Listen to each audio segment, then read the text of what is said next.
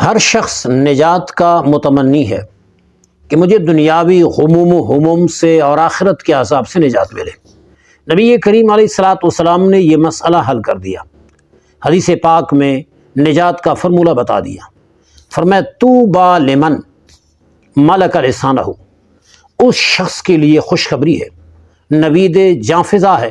جو اپنی زبان کا مالک بنا، جس نے زبان کو قابو میں رکھا، کنٹرول میں رکھا، واہیات سے، خرافات سے، جھوٹ سے، تہمت سے، بد زبانی سے اپنے آپ کو بچائے رکھا، اس شخص کے لیے خوشخبری ہے۔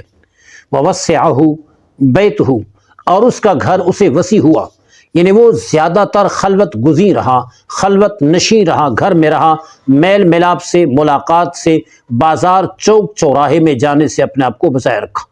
اس لیے کہ جس قدر وہ زیادہ لوگوں سے میل جول رکھتا ہے اسی قدر گناہ میں پڑ جانے کا زیادہ اندیشہ ہوتا ہے۔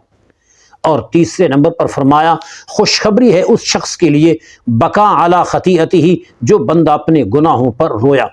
اپنے گناہوں پہ شرمندہ ہوا اور اپنے گناہوں پہ نادم اور پشیمان ہوا۔ تو یہ تین چیزیں ہیں جس نے اپنائیں، اس کے لیے میرے آقا نے بشارت دی، نوید سنائی اور اس کو نجات کا فرمولہ قرار دیا۔